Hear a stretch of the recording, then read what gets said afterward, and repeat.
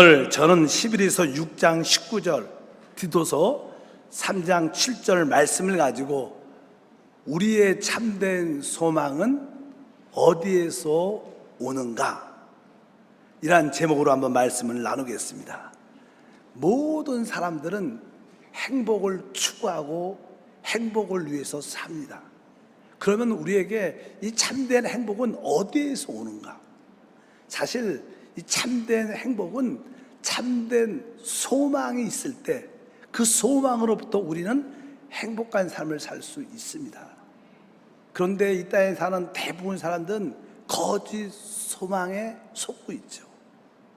우리가 이것을 갖고 있으면 나는 행복해질 거야. 그래서 대부분 사람들은 착각하고 거짓 소망에 속고 있습니다. 쉽게 대부분 사람들은 돈이라는 소망이 있죠. 돈을 많이 벌고 돈을 많이 갖고 있으면 내가 행복해질 거야. 근데 실제로 돈이 혹시 많이 있는 분들은 실제로 들어가면 행복하지 않습니다. 그것도 거짓 소망이죠. 그러니까 참된 행복을 갖지 못하는 것입니다. 일반적으로 사람들은 내일에 대한 소망이 있어야 행복한 삶을 살아낼 수 있습니다. 그러려면 우리 인간의 존재의 의미를 우리가 찾아야 됩니다. 인간의 실존은 무엇인가? 인생의 의미는 무엇인가? 인류 역사를 보면 많은 사람들의 질문이 그거였습니다. 인간의 실존이 무엇인가? 인생의 의미는 무엇인가? 그래서 많은 철학자들, 또 많은 종교가들이 이 인생의 실존에 대한 연구, 추구, 어떤 노력을 많이 했어요. 그런데 대부분 이 나름대로 학문의 고수인 이 철학가들이 답을 낸 답이 있어요. 인생의 실존은 절대 절망이다, 이렇게 표현을 합니다. 왜냐하면 그들이 많은 연구와 체험을 통해서 인생은 허무한 것이다, 그 다음에 무의미하다, 이렇게 결론을 했습니다. 그래서 많은 대부분 철학가들은 그렇게 말을 하죠. 인생의 실존이 무엇인가? 허무와 무의미다. 실제로 우리가 그냥 나이가 점점 들고 나이가 많은 사람들의 인생을 돌아보면 지나간 모든 것이 다 허무하다고 느낍니다. 그 인생의 의미도 별로 없는 것 같아요. 그래서 나름대로 그래도 소망을 갖기 위해서 가정이란 자녀란 의미를 두고 살아가죠. 자기 어떤 가치관을 두고 그것이 내 소망이야. 그렇지만 사실 깊은 곳에는 허무한 겁니다. 또 인생에 진정한 의미가 없다는 것을 분명히 고백합니다. 그러면 우리는 하나님의 말씀을 믿는 사람들입니다. 그럼 성경에서는 우리 인간의 실존을 무엇이라고 말하는가? 그러려면 사람이 왜 창조된 것을 알아야 되죠.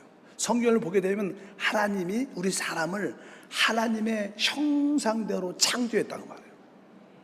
이 땅에 많은 생명체가 있지만 사람만이 하나님의 형상을 가지고 있어요. 성경 기록합니다. 창세기 1장 27절과 28절에 하나님이 자기 형상, 곧 하나님의 형상대로 사람을 창조하시되, 이 사람은 하나님의 형상대로 창조되었다. 뒤에 보니까 남자와 여자를 창조하시고 하나님이 그들에게 복을 주시며 하나님이 그들에게 이르시되 생육하고 번성하여 땅에 충만하라, 땅을 정복하라, 바다의 물고기와 하늘의 새와 땅에 움직이는 모든 생물을 다스리라 하시니라. 이 사람은 하나님의 형상대로 창조되었고 하나님께 복을 받은 자, 하나님의 복을 누리는 자, 그리고 생육하고 번성하여 모든 것을 다스리는 행복한 존재, 누리는 존재로 만들어졌어요. 그런데 성경을 보게 되면 그렇게 놀라운 존재가 사단의 미혹을 받고 죄를 짓고 하나님을 떠나게 됩니다.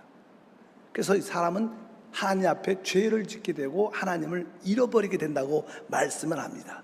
그러면 하나님을 떠난 범죄한 사람의 상태는 무엇인가? 성경은 이렇게 말하죠. 로마서 3장 10절에 23절에 기록된 바 의인은 없나니 하나도 없다. 모든 사람이 다 죄를 졌다는 거. 그래서 뒤에 보니까 모든 사람이 죄를 범하였음에 하나님의 영광에 이르지 못한다.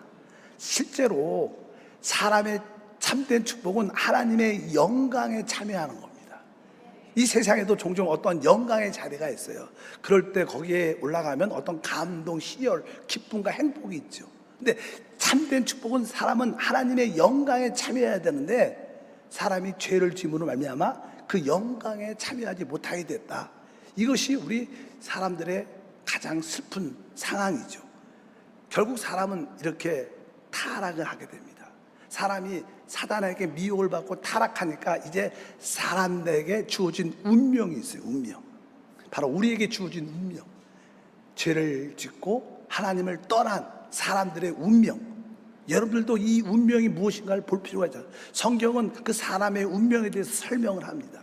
첫 번째, 범죄한 자는 여자죠. 여자가 먼저 타락을 합니다. 사단한테 먼저 미혹을 당하죠. 그래서 여자에게 먼저 여자의 운명을 말합니다. 우리 창세기 3장 10절에 보면 여자의 운명에 대해서 말씀하는데 또 여자에게 이르시되 내가 내게 임신하는 고통을 크게 더하리니 내가 수고하고 자식을 낳을 것이며 너는 남편을 원하고 남편은 너를 다스릴 것이니라. 여자의 운명이 무엇인가? 여자의 운명은 임신하는 고통을 받는 것이고, 사실 여자들에게 임신하면 입덧도 심해지면서 아주 고통과 어려움을 많이 느낍니다. 10개월 동안 그 아이를 잉태하고 또 여러 가지 신체적인 변화도 갖고 아주 고통과 어려움을 많이 느끼지. 그것은 다른 뜻이 아니라 바로 우리가 죄인임을 기억해야 된다는 거예요. 그런 고통과 어려움 가운데 있을 때, 그러면서 특별히 수고하고 자식을 낳을 것이며, 그래서 아이를 출산할 때는요, 막 남편이 옆에 있으면 머리짝을 꽉 잡고 머리도 뽑고 그냥 너무 고통스러워서. 그리고 나서 뒤에 보니까 여자는 남편을 원하고 남편은 너를 다스릴지다. 보통 가정에서 아내들은요, 남편의 사랑을 갈구하지만 남편이 그렇게 사랑해 주지 않아요. 늘 그 사랑에 갈구하고 고통스러워하고, 그리고 남편의 어떠한 통치와 다스림 안에서 고통 가운데 있다는 거예요. 이것이 봐요, 범죄한 여자의 운명입니다. 뭐 여기 요새 현대 여인들은 인정하고 싶지 않겠지만 사실은 사실이에요. 이거 운명인데 뭐. 그 남자의 운명을 보세요. 남자의 운명은 이렇게 써 있습니다. 창세기 3장 17절부터 보니까 아담에게 이르시되 내가 내 아내의 말을 듣고 내가 내게 먹지 말라 한 나무의 열매를 먹었은즉 땅은 너로 말미암아 저주를 받고 너는 내 평생에 수고하여야 그 소산을 먹으리라. 땅이 내게 가시덤불과 엉겅퀴를 낼 것이라. 내가 흙으로 돌아갈 때까지 얼굴에 땀을 흘려야 먹을 것을 먹으리니 내가 그곳에서 취함을 입었음이라. 너는 흙이니 흙으로 돌아갈 것이다. 그 아담, 그 남자의 운명은 무엇인가? 하나님께 범죄하니까 땅이 우리에게 저주를 나는 거예요. 우리가 이 땅에 살 때 늘 가시와 엉겅퀴의 저주가 늘 우리 가운데 다가옵니다. 남자들은 죽도록 수고해야 먹고 삽니다. 늘 이마에 아침 일찍 나가서 밤늦게까지 가정을 위해서, 자녀를 위해서 수고하고 끝없는 그런 수고를 하다가, 그래서 종종 가정에서 이렇게 부부싸움 할 때 남편들이 좀 화가 나면 내가 무슨 돈 버는 기계냐 이렇게도 말도 해요. 왜? 너무나 수고하고 지쳐 있는 거예요. 이것이 뭐예요? 남자의 운명이고, 결국 뒤에 보니까 뭐예요? 너는 흙에서 만들어졌으니까 결코 또 흙으로 돌아가라.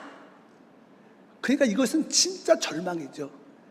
아무리 돈과 명예와 지위와 모든을 가져도 다 죽습니다. 그리고 뭐예요? 다 한 줌의 흙으로 돌아가는 게 인간의 운명밖에 안 되는 거예요. 너는 흙이니까 흙으로 돌아가라. 뭐 여자의 운명, 우리 남자, 이 땅에서 사는 모든 우리의 모습이 여기에 다 함축되어 있어요. 더 이상 더 이하도 아닙니다. 다 여자애는 이런 테두리 안에서 살고 남자는 이런 고통 가운데 삽니다.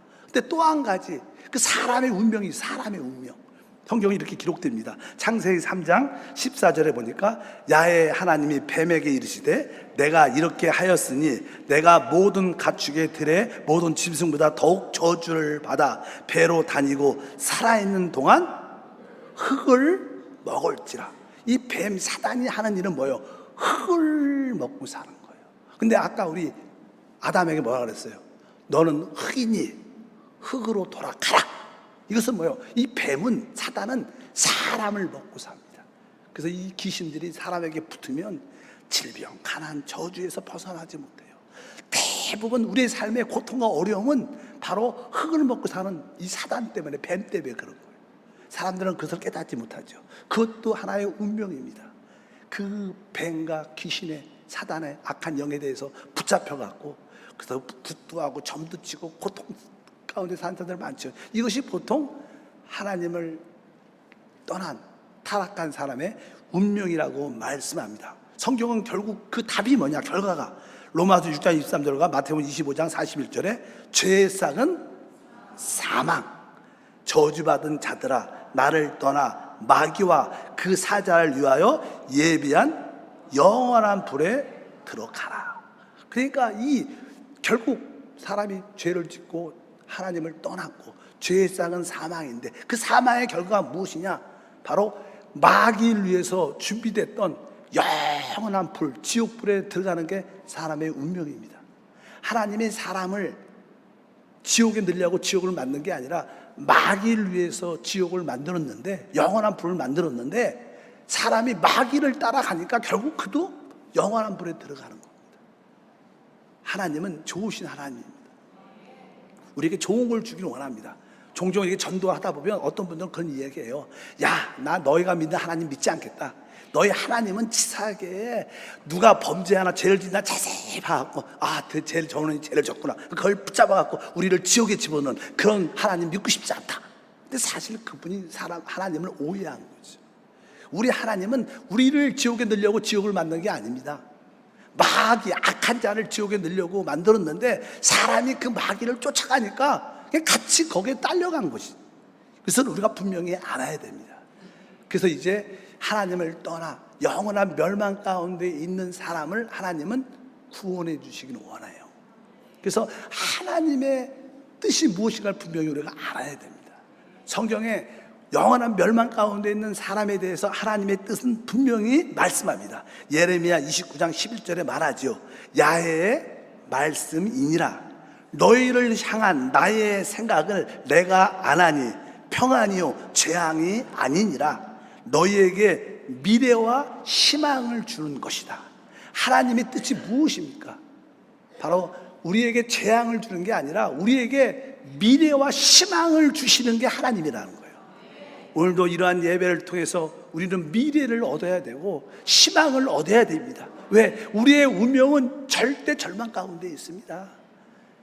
그렇기 때문에 우리가 하나님 앞에 나오면 미래를 얻게 되고 희망을 얻게 되고 참된 소망을 얻게 되는 줄 믿습니다. 그럼 하나님이 우리에게 주시는 그 미래, 하나님이 우리에게 주시는 그 희망이 무엇인가?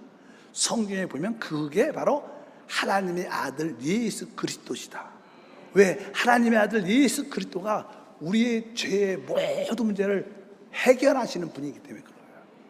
그분이 십자가에서 피를 다 쏟아냈죠. 성경 기록합니다. 피 흘림이 없는 즉 죄사함이 없는 거예요. 우리는 근본적인 죄라는 문제를 갖고 있어요. 이 문제가 해결되지 않으면 우리는 참된 소망을 갖지 못합니다. 참된 미래를 갖지 못합니다. 그래서 그분이 십자가에서 피를 다 쏟아내므로 우리의 죄값을 다 지불했기 때문에 그분은 우리에게 구원을 주실 수 있는 분이십니다. 영생을 주실 수 있기 때문에 거기에 대해서 요한복음 3장 16절에 말씀합니다. 하나님이 세상을 이처럼 사랑하사 독생자를 주셨으니 이는 그를 믿는 자마다 멸망하지 않고 영생을 얻게 하려 하심이라. 우리가 주 예수를 믿는 이유는 딱 한 가지입니다. 바로 멸망하지 않고 영생을 얻기 위한 것이다. 이것이 뭐예요? 우리를 향한 하나님의 뜻입니다. 우리에게 미래와 우리에게 희망을 주시는 바로 그 하나님의 아들 예수가 바로 우리의 참된 소망이다. 아까 우리에게 참된 행복은 어디서 오느냐? 참된 소망이 있을 때. 그 참된 소망이 바로 하나님의 아들 예수 그리스도고, 그분이 우리에게 미래와 희망과 영생을 주시는 줄 믿습니다. 그래서 이 소망을 가진 자들은 어떠한 복이 있느냐 이렇게 말합니다. 히브리서 6장 19절에 보니까 우리가 이 소망을 가지고 있는 것은 영혼의 닭 같아서 튼튼하고 견고하여, 이렇게 말해요. 튼튼하고 견고하다. 여러분들이 주님이 주시는 그 소망을 딱, 영생의 소망을 딱 갖고 있으면 우리 이 땅에서의 모든 삶이 튼튼하고 견고해서 흔들리지 않는다는 거예요. 종종 우리에게 질병이 다가올 수도 있어요. 가난이 다가올 수 있고, 우리 자녀에게 어려운 일이 생길 수도 있습니다. 친구 관계에 힘든 일이 생길 수도 있어요. 그래도 우리가 이 소망을 제대로만 갖고 있으면 우리는 튼튼하고 견고하여 흔들리지 않고 결국 이길 수 있다고 주님이 말씀하는 줄 믿습니다. 바로 그것이 바로 하나님의 아들이 갖고 있는 영생입니다. 우리가 영생을 가져야 미래를 갖는 것이고 영원한 소망을 갖는 것입니다. 그래서 그 영생에 대해서 말씀하죠. 요한일서 5장 11절부터 읽어보니까 또 증거는 이것이니 하나님이 우리에게 영생을 주신 것과 이 생명이 그의 아들 안에 있는 그것이니라. 아들이 있는 자에게는 생명이 있고 하나님의 아들이 없는 자에게는 생명이 없느니라. 내가 하나님의 아들의 이름을 믿는 너에게 이것을 쓰는 것은 너희로 하여금 너희에게 영생이 있음을 알게 하려 합니다. 여러분들이 이렇게 교회에 와서 예수를 믿은 다음에 내 안에 영생이 있구나, 나에게 미래가 있고 영원한 희망이 있구나, 이것을 알 때 우리는 진정한 행복이 시작되는 줄 믿습니다. 이제 주님은 이러한 일을 다 이루어 놓으셨어요. 그래서 이제 이루어진 이러한 놀라운 영생의 축복을 우리가 받아 누려야 되는 거예요.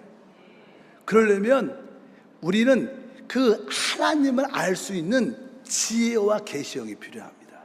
성경에 보면 우리 하나님은 영이셔요. 영이란 단어는 공기라는 단어입니다. 공기. 여기도 공기가 이렇게 충만하잖아요. 근데 우리 눈에는 보이지 않지만 공기가 있어요. 그게 하나님이 영이라는 것은 그분은 볼 수는 없지만 실제로 공기가 존재하잖아요. 종종 이렇게 바람이 불면 공기가 이렇게 이 바람의 흐름을 따라 공기가 신선하다 이렇게 느낄 수 있어요. 공기는 눈에 보이지 않아도 느끼는 것처럼 하나님은 우리 눈에 보이지 않아도 우리 마음으로 느낄 수 있고 체험할 수 있습니다. 하나님은 영이십니다. 그래서 그 하나님을 알려고 체험하려면 성경에 이렇게 기록돼요. 에베소서 1장 17절에 우리 주 예수 그리스도의 하나님 영광의 아버지께서 지혜와 계시형을 너에게 주사 하나님을 알게 하시고, 그러니까 우리에게 지혜와 계시의 영, 따라할까요? 지혜와 계시의 영. 우리가 지혜와 계시형을 갖게 되면 하나님을 분명히 알고 체험해요. 지혜와 계시형이 얼마나 중요한지 모릅니다. 그래서 우리가 이 땅에 살면서 우리 자녀들에게 기도할 때마다 하나님, 우리 자녀들에게 지혜와 계시형을 주시옵소서.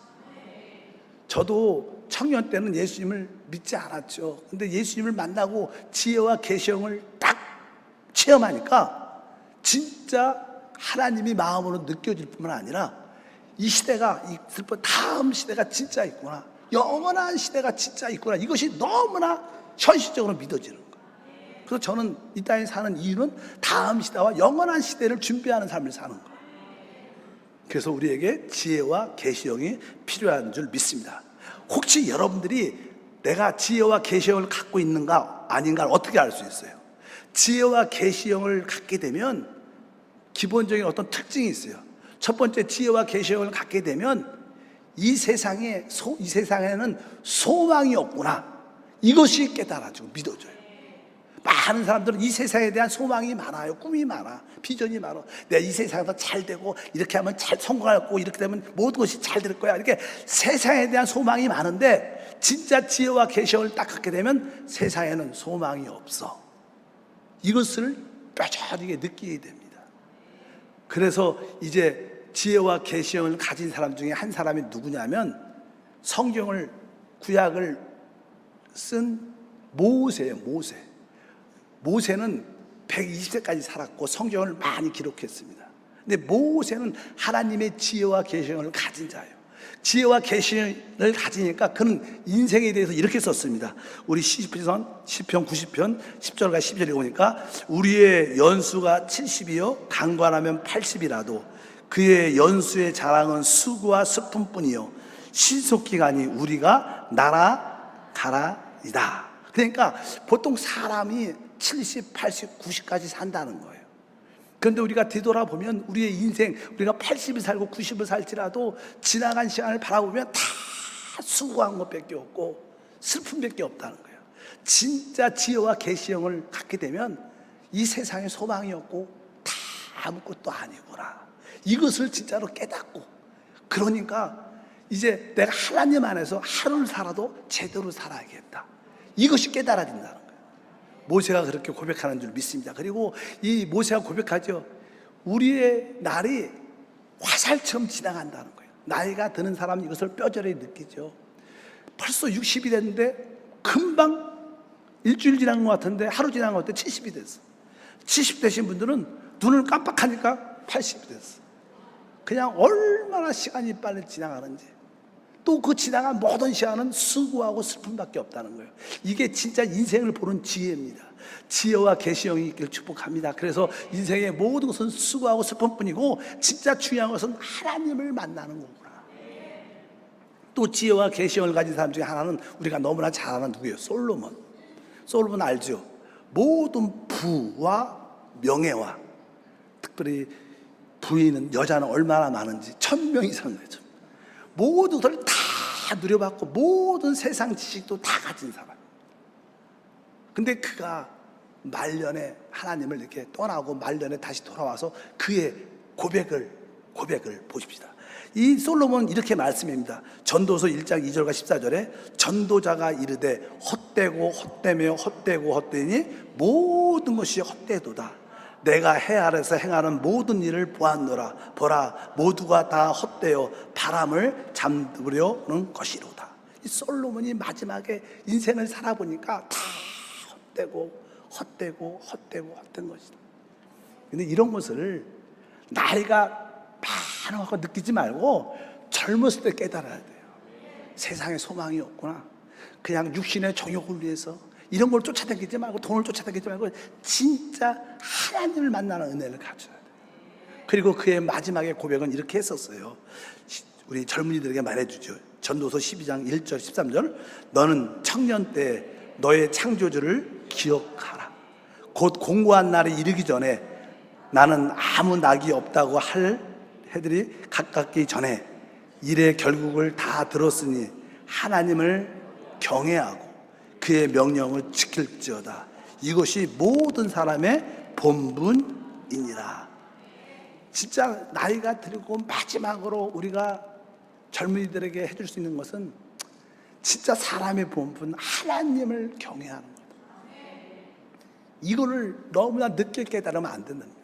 여러분들이 지혜와 계시형을 가지면요, 이것을 젊은 날일지라도 깨달을 수 있어요. 그래서 여러분 자녀들이, 하나님 우리 자녀들이 미리 지혜와 계시형을 가져서 인생의 헛됨도 깨닫게 도와주시고 무엇을 해야 될지 알게 도와주시옵소서. 이렇게 여러분들이 기도하시기를 바랍니다.